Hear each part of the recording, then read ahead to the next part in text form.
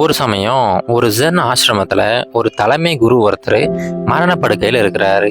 அவர் கடைசியா என்ன சொல்ல போறாரு அப்படிங்கறத கேட்கறதுக்காக நிறைய மக்கள் அங்க கூடியிருக்கிறாங்க. எல்லாருமே ஆவலா காத்துக்கிட்டு இருக்காங்க. இப்போ ஒரு சீடர் மட்டும் அந்த தலைமை குரு கிட்ட போறாரு. போயிட்டு, குருவே நீங்க கடைசியா ஏதோ சொல்ல விரும்புறீங்களா அப்படின்னு சொல்லிட்டு கேட்கிறாரு. அதுக்கு அந்த தலைமை குரு என்ன சொல்றாருன்னா, இங்க பாருப்பா, உன்னுடைய வாழ்க்கையில நீ என்ன வேணாலும் செய்யு, ஆனா ஒரு பூனையை மட்டும் நீ வீட்டுக்குள்ள விட்டுடாத அப்படின்னு சொல்லிட்டு அவர் இறந்து போயிடுறாரு. இவர் சொன்ன அந்த வாசகத்துக்கு என்ன அர்த்தம் அப்படின்னு சொல்லிட்டு யாருக்குமே புரியல.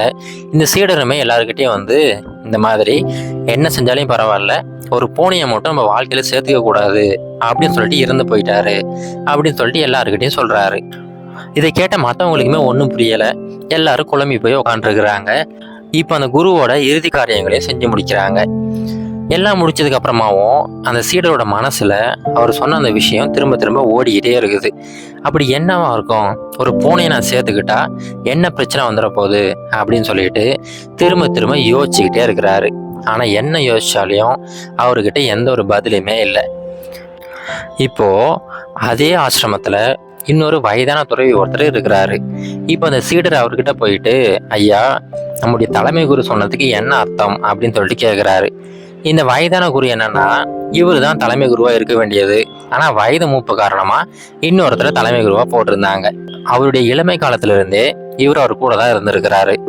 இப்ப அந்த வயதான குரு என்ன சொல்றாருன்னா, இங்க பாருப்பா, அவர் சொன்னதுக்கு ஒரு முக்கியமான காரணம் இருக்கு. அது எனக்கு மட்டுமே தெரிஞ்ச விஷயம், நான் உனக்கு சொல்றேன் அப்படின்னு சொல்லிட்டு அந்த விஷயத்த சொல்ல ஆரம்பிக்கிறாரு. அது என்னன்னா, அந்த தலைமை குரு இருக்காரு பாத்தீங்களா, இறந்து போயிட்டாருல்ல, அவருடைய இளமை காலத்துல ஒரு ஃபேமிலியா வாழ்ந்துட்டு வந்திருக்கிறாரு. அவருக்கு ஒரு குடும்பம் இருந்திருக்கு, அவருக்கு மனைவி குழந்தைகள்லாம் இருந்திருக்கிறாங்க. அது எல்லாத்தையும் விட்டுட்டு தான் துறவரம் வந்திருக்கிறாரு. இப்போ துறவரம் வந்ததுக்கு அப்புறமா காட்டுல ஒரு சின்ன குடிசை அமைச்சு அதுல வாழ்ந்துகிட்டு இருந்திருக்கிறாரு. அவர் சாப்பிட்றதுக்காக ஒவ்வொரு நாளும் சாயங்காலம் நேரம் அங்க இருக்கிற கிராமங்கள்ல போயிட்டு யாசகம் வாங்கிட்டு வருவாரு. இது வாடிக்கையா பண்ணிக்கிட்டே இருந்தாரு.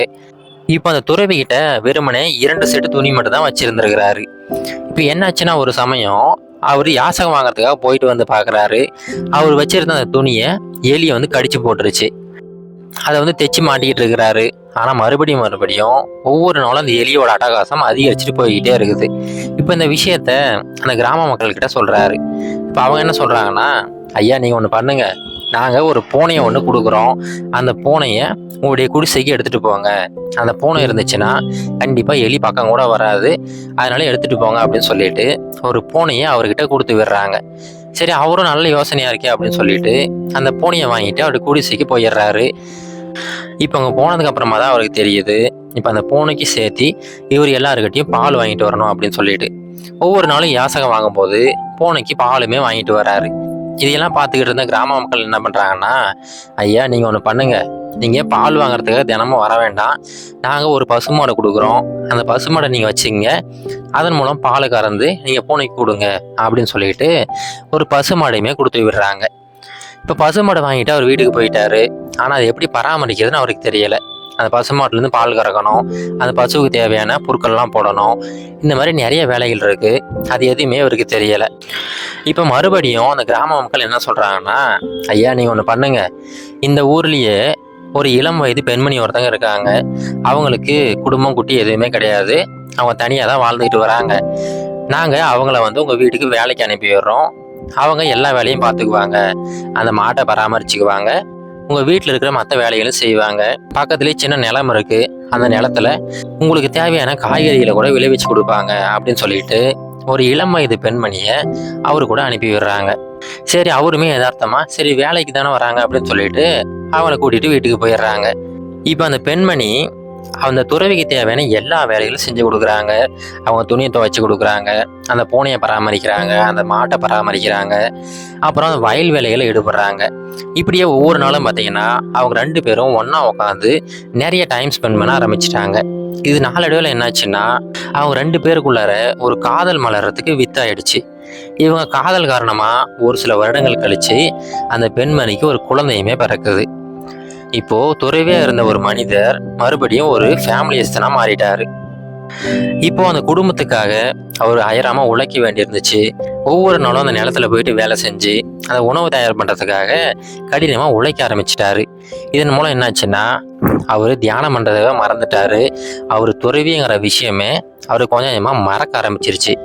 கொஞ்ச நாட்கள் கழிச்சு தான் அவருக்கு தோணுது, நம்ம துறவரம் வந்தோம், நம்ம குடும்பத்தை எல்லாத்தையும் விட்டுட்டு, நம்ம மனைவி மக்கள் எல்லாத்தையுமே விட்டுட்டு தான் துறவரம் வந்தோம். ஆனால் மறுபடியும் நம்ம எப்படி இந்த மாதிரி குடும்பஸ்தனானோம் அப்படின்னு சொல்லிட்டு யோசிச்சு பார்க்குறாரு. அப்படி யோசிச்சு பார்க்கும்போது அவருக்கு மனசுக்கு வர முதல் காரணம் என்னன்னா, அவர் அந்த பூனையை கொண்டு வந்தார் பார்த்தீங்களா, அதுதான் முதல் காரணமாக அவருக்கு தோணுது. அந்த பூனையை அவர் கொண்டு வந்ததுனால தான் அந்த பூனைக்கு பால் வேணும் அப்படின்னு சொல்லிட்டு மாட்டை கொண்டு வந்தார். இப்போ அந்த மாட்டை பராமரிக்கிறதுக்காக அந்த பெண்மணியை கொண்டு வந்தார். அப்படியே கொஞ்சம் கொஞ்சமாக துறவரத்துலேருந்து இப்போ ஒரு குடும்பஸ்தனாக மாறிட்டார். இந்த விஷயத்தை உணர்ந்த அவர் மறுபடியும் எல்லாத்தையும் விட்டுட்டு காட்டுக்கு துறவரம் வந்துட்டார். அன்னையிலிருந்து அவர் ரொம்ப ஜாக்கிரதையாக இருந்தார். ஒரு சின்ன விஷயந்தான், சரி அது என்ன செஞ்சிட போகுது அப்படின்னு சொல்லிட்டு அந்த சின்ன விஷயத்தை நம்ம வாழ்க்கையில் விட்டோம்னா கொஞ்சம் கொஞ்சமாக நமக்கே தெரியாமல் நம்ம வாழ்க்கையோட திசையை மாற்றி விட்டுடும் அப்படிங்கிறத அவர் உணர்ந்துட்டார். அந்த விஷயத்தை தான் உங்கள்கிட்ட சொல்லும்போது, ஒரு பூனையை மட்டும் என்னைக்கும் வீட்டில் விட்டுறாத அப்படின்னு சொல்லிட்டு சொல்லியிருக்கிறாருப்பா அப்படின்னு சொல்லி அவர் சொன்ன அந்த விஷயத்துக்கான உண்மையான அர்த்தத்தை அந்த துறவி சொல்லி கொடுக்குறாரு.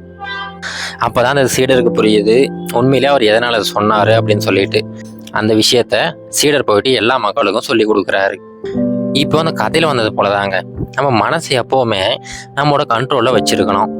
அப்படி கண்ட்ரோலில் வச்சுருக்கும் போது நம்ம ஒரு சின்னதாக ஒரே ஒரு சுதந்திரம் கொடுத்தோம்னா வச்சுங்களேன், அப்போ மனசு வந்து அலைப்பாய ஆரம்பிக்கும். கொஞ்சம் கொஞ்சமாக நமக்கே தெரியாமல் நமக்கு தேவையில்லாத நிறைய விஷயங்களை நம்ம வாழ்க்கைக்குள்ளே கொண்டு வந்துடும். இதுக்கு பெஸ்ட்டு உதாரணம் பார்த்தீங்கன்னா இந்த அடிக்ஷன் தான். ஸ்டார்ட் பண்ணும்போது ஒரே ஒரு சிப்பு தானே, ஒரே ஒரு பஃப் தானே அப்படின்னு சொல்லிட்டு இந்த ஸ்மோக்கிங் ஆகட்டும் இல்லை ஆல்கஹால் ஆகட்டும் அதை ஆரம்பிப்பாங்க. ஆனால் நாளடைவில் அந்த சின்ன விஷயந்தான் ஒரு சின்ன தீப்பொறி மாதிரி அதுக்கப்புறமா ஒரு பெரிய காட்டு தீயை உருவாக்கி விட்டுடும். அதுக்கப்புறம் அவங்களால அதுலேருந்து வெளியிலேயே வர முடியாது. அந்த விஷயங்களுக்கு ஒரு அடிமையாகவே மாறிடுவாங்க. அதனால் நீங்கள் இந்த கதையிலேருந்து புரிஞ்சிக்க வேண்டியது ஒன்று தான், உங்கள் வாழ்க்கையில் ரொம்ப சின்ன விஷயம் தானே அப்படின்னு சொல்லிட்டு நீங்கள் அனுமதிக்கிற ஒவ்வொரு விஷயங்களும் உங்கள் வாழ்க்கையோட திசையவே மாற்றி அமைச்சிரும். அதனால் எப்போவுமே ஜாக்கிரதையாக இருங்க. உங்கள் மனசை அலைபாய விடாதீங்க. அந்த சின்ன சின்ன விஷயங்கள் தானே அப்படின்னு சொல்லிட்டு ரொம்ப கேர்லெஸ்ஸாக இருக்காதீங்க. அதனால தான் துறவி சொன்ன மாதிரி எப்போவுமே ஒரு பூனையை மட்டும் உங்கள் வீட்டுக்குள்ளே விட்டுடாதீங்க. இது கரேஜ் டு ஆக்ட் மோட்டிவேஷன் கதைகள்.